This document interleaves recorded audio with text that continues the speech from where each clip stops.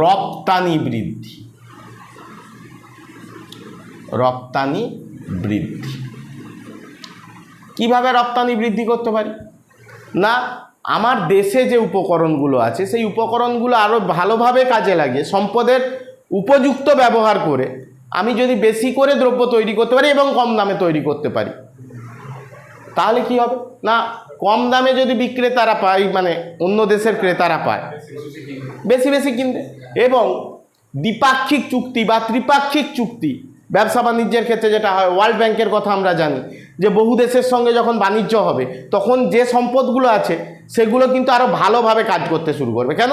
যদি ডিমান্ড বাড়ে তাহলে কম সম্পদকে কাজে লাগিয়ে আমাকে বেশি করে উৎপাদন করতে হবে, আর বেশি উৎপাদন করার জন্য তখন কিন্তু তোমাকে কি করতে হবে? স্পেশালাইজেশন আনতে হবে, আরও দক্ষভাবে যাতে সেটা ব্যবহার হয়। মানে সেই আখের রস নিগড়ে নেওয়ার মতো অবস্থা, আখের ছাল পড়ে আছে শুধু, রস একদম নিগড়ে নিচ্ছে। আর যদি দেখা যায় সম্পদের খুব একটা ডিমান্ড নেই, তখন দেখবে সেই সম্পদটাকে বাজেভাবে ব্যবহার করা হয়। আমরা যেটা কি বলি, PPF card, production possibility frontier, হচ্ছে হাইস্ট লেভেলে পৌঁছানো। তার থেকে নিচে যদি উপকরণগুলো ব্যবহার করে তাহলে সেটাকে কি বলবো?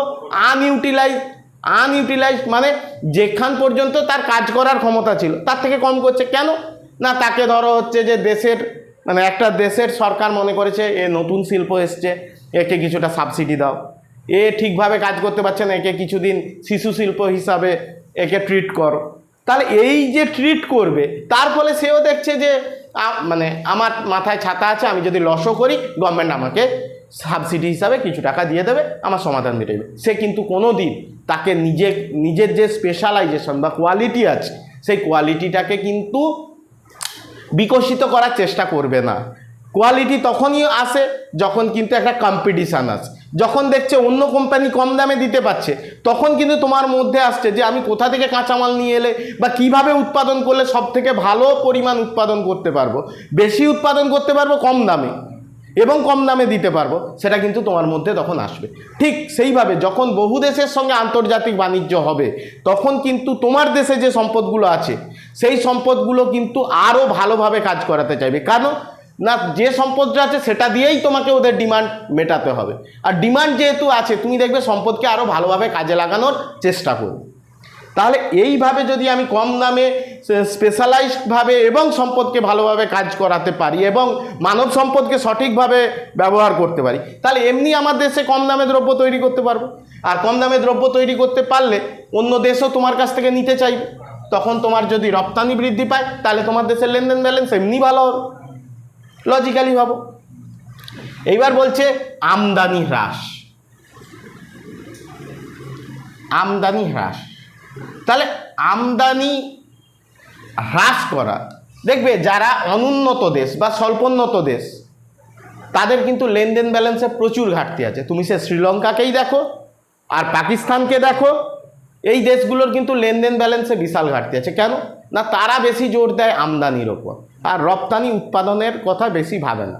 তারা আমদানি বেশি করে রপ্তানি কম করে, যার ফলস্বরূপ বা তার দেশের যে ভৌগোলিক পরিবেশ বা পরিস্থিতি সেই অনুসারে সে রপ্তানি করার দ্রব্য বেশি তৈরি করতে পারে না।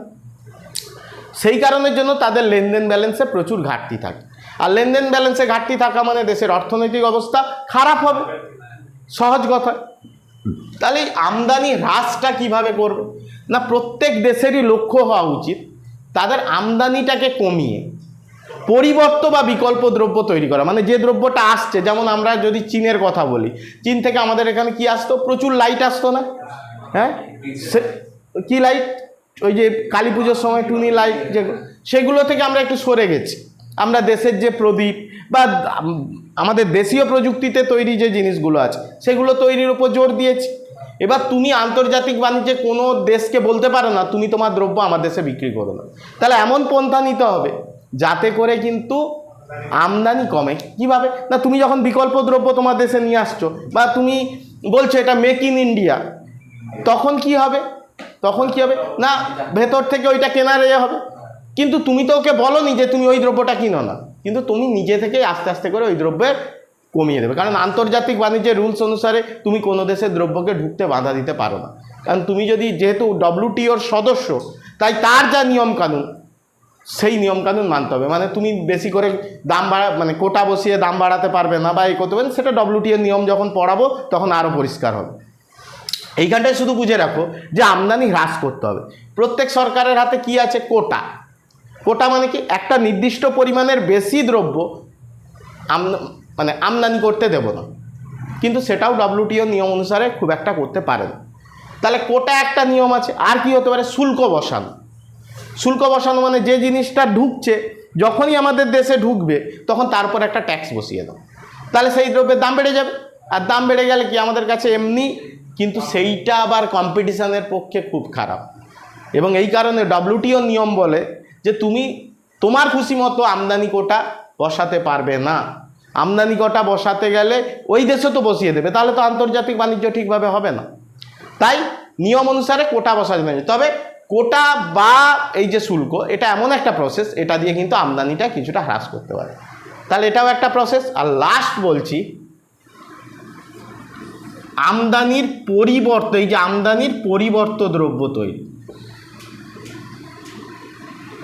মানে আমরা বিদেশ থেকে যে দ্রব্যগুলো আনছি সেই দ্রব্যগুলোই যদি আমার দেশে তৈরি করতে পারি এবং কম খরচে, অবশ্যই কম খরচ জানতে হবে, কারণ আমরা রিকার্ডোর তত্ত্ব কি পড়েছিলাম, চরম ব্যয় পরম ব্যয় তত্ত্বে কি দেখেছি, যে দেশ থেকে যে দ্রব্য তৈরিতে কম দামে বা আপেক্ষিক সুবিধা বেশি, সেই দেশ সেই দ্রব্যটা তৈরি করবে এবং অন্য দেশ যে দ্রব্য তৈরিতে তার আপেক্ষিক সুবিধা আছে সেই দ্রব্যটা তৈরি করবে। ফলে দু দেশের মধ্যে বাণিজ্য হলে দু দেশই কম দামে দ্রব্যটা পাবে। তাহলে সেই ক্ষেত্রে দেখতে হবে আমদানির পরিবর্ত দ্রব্য তৈরি করতে গিয়ে আমাদের খরচ যেন বেশি না পড়ে।